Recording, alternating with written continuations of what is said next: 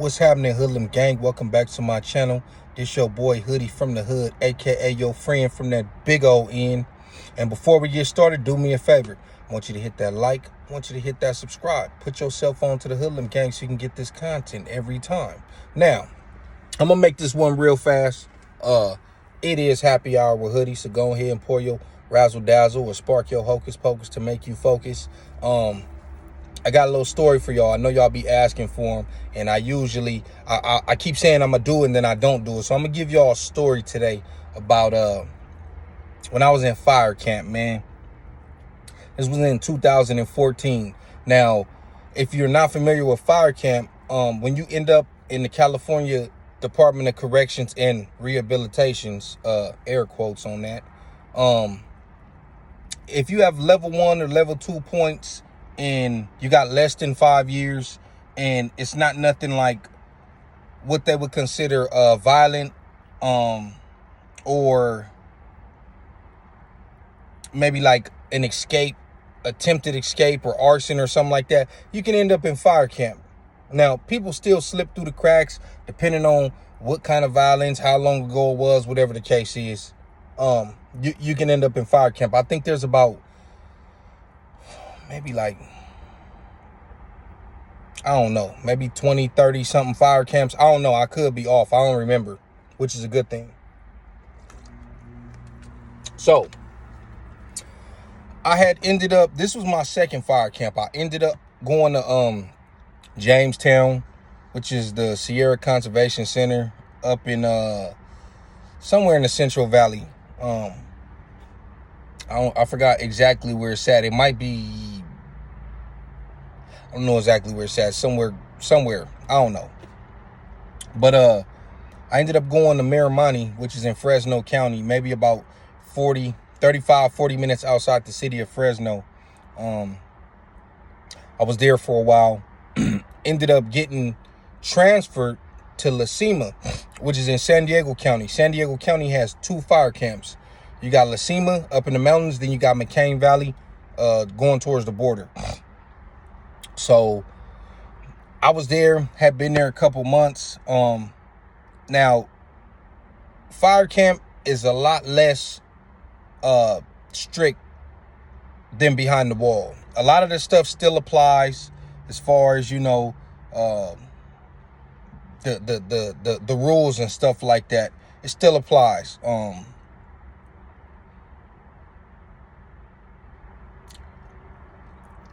Well, there's a thing there called drops. Now, everybody know about drops, homie. If you heard of fire camp, you know about drops, homie. So this ain't exposing game. Drops is pretty much, you know, like I said, there's no fence. So, you know, people have people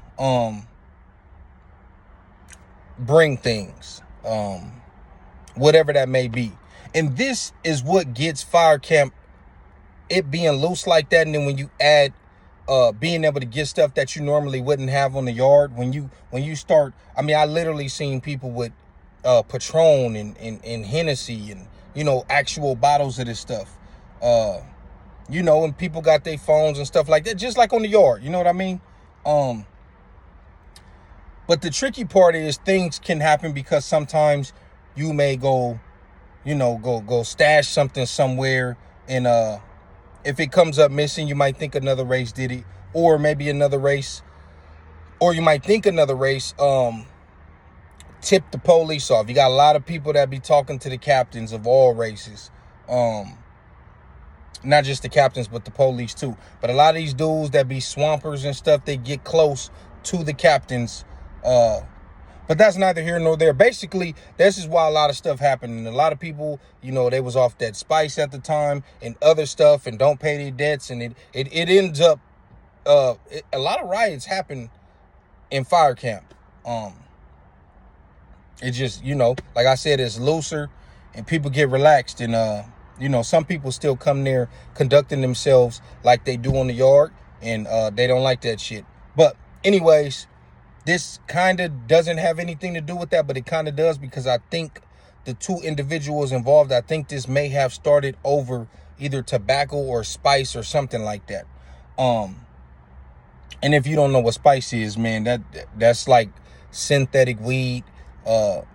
Everybody I seen smoke it, it seemed like they on the Sherm stick or something. Like, I don't know. Weed don't make you act or look like that. And that shit stink. But anyways, I wasn't on the fire crew no more. I had already put in my time in the other camp. When I got there, I ended up being a laundry man. So when you're in camp, you don't go out to fight the fires.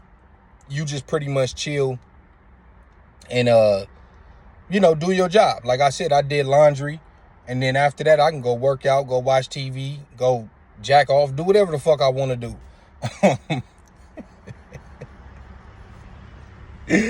Oh man, I had a laundry room. Yeah, had a laundry room. Hey man, slide the magazines. But anyways, that's a whole nother story. So I think these dudes was on crew 3. I forgot my boy's name, man. He was an older dude, square dude. I forgot his name. If anybody is watching this that was in La Cima with me, and you remember the black dude, he used to always talk about comic books. He smoked crack. He used to always talk about smoking rocks downtown and all kind of crazy shit. It was funny though. He put me up on so much game about comics. Like, I used to just go over there and fuck with him. Like, not even trying to end up in a 2-3 hour conversation. But I'd be like, man, Superman is the hardest comic or superhero all time. And that nigga lose his top and get to going into all these other shit that I never heard of. These different, I don't know if they galaxies or dimensions or whatever. All these other planets. The dude knew what he was talking about. Anyways, he was a square, like I said. So I guess they was out on fire crew, and I don't know if the dude, it was all right. The dude he got into it with was this dude from Long Beach. I'm not gonna say his name, not gonna say what hood he was from, because you're gonna have niggas like, where Cuz from? Who is he? Fuck all that. We not doing all that. Cuz was from Long Beach, little young nigga, probably in his early 20s. I don't even think he was in his early 20s. He might have been like 19 or 20. Well, that's pretty much the same thing, 20. But I don't know if they were smoking tobacco or spice or whatever the case was. It might have been tobacco. But the dude, the captain, I think he smelt it and he was confronting them about it. And I think, damn, what was that dude's name? The square dude. I'm just gonna call him the crackhead because he was a crackhead. I think the crackhead was doing a little bit too much talking, kind of dry snitching. So I think the little young Crip dude from Long Beach had told him, like, man, shut the fuck up or something. And he like, man, I ain't gonna shut up. I'm a grown man. The young dude called him a bitch. So basically everybody was like, man, you got to get down with that nigga. He's like, man, I don't want to fight. I don't care. He's a kid, dude. He kept saying, I don't want to fight that dude. Little dude kept pushing, pressing. Yeah, use a bitch. We gonna get down, whatever. So they come back to camp, and I'm sitting in my laundry thing. I remember the homie YT Yellow Tape from 111 out the Rolling Hundreds. Cuz was on that crew. So he came back kind of pumping that shit up. Like, these niggas got to get down. You know what I mean? Like, they gonna squabble up, whatever. And he kept saying, dude, I don't want to fight. And he like, nah, nigga, he called you a bitch. You got to get down. So dude just sitting on this rack, whatever, like trying to ignore the shit. They do the little counter, whatever. After that, you got to walk down to the baseball field. We got a baseball field, and it was like down these stairs at the bottom. Like, if you was up by the TV rooms and all that shit, you couldn't see it. So finally, they tell the nigga to go down there. Like, he down there, the little Long Beach niggas down there waiting, and everybody keep trying to go get old boy. I forgot his name. I feel like when I get done with this story, it's gonna pop up in my head. But they keep on trying to go get him. Like, man, come on, come down here and fight. He like, dude, I don't want to fight. Like, I don't care about that little kid. Like, he childish, whatever. So they keep on going. He finally go down there. I don't know if he went down there to talk or whatever, but he went down there, and we watching from the top. Like, it was me and what the fuck was Cuz name? I don't even remember, man. That shit was like almost 10 years ago. That was 8 years ago. So we watching. All of a sudden, they square up. It's YT down there, and then it's another nigga from LA, but he didn't bang. he was right there, and then it's the crackhead dude, and then old boy from Long Beach. So they square up, and the little crackhead dude, he's shorter. The other dude tall. He like a good 6'3", maybe 6'4", but he's skinny. So the crackhead dude, he get up in there and bang cuz a couple times. Boom, bam, boom. Like, ooh. Other cuz arms too long, and he up in there, and he kind of, but it's not like he was Tyson and bobbing and weaving and, you know what I mean, knew what he was doing. He ducked his head and was like swimming, throwing haymakers, and he landed a couple, and he ended up dropping the little young dude. So we like, ooh. So the little young dude get up slow, he dust himself off. I guess the homie, I think the homie Yellow Tape talking to him like, you know what I mean? Like, what's up, cuz? You straight, whatever. He like, I'm straight. So I'm like, damn, is it over? Because they taking kind of long. And then I guess he say he's straight. So they go back to squabbling. And he threw a couple of them long punches. And it just looked like he wasn't landing none from where I was at. And old boy ducked his head again. Boom! Hit cuz. He go out. I mean, out. Nigga slept. It's over. Fight done. We like, oh, that nigga stiff on the ground. So basically, they help cuz up, whatever, and then the little crackhead dude, he kind of was standing there like until they got him up, and then I think he shook his hand. He started walking, but it was funny as fuck because the way he was walking like with a purpose. Like he was looking at us. We was at the top of the hill. He was looking at us, and all I heard in my head was the little Rocky song, the little theme song. And he came up the stairs. He's like, I told him I didn't want to fight. I told him. He said, now they got to pick his ass up.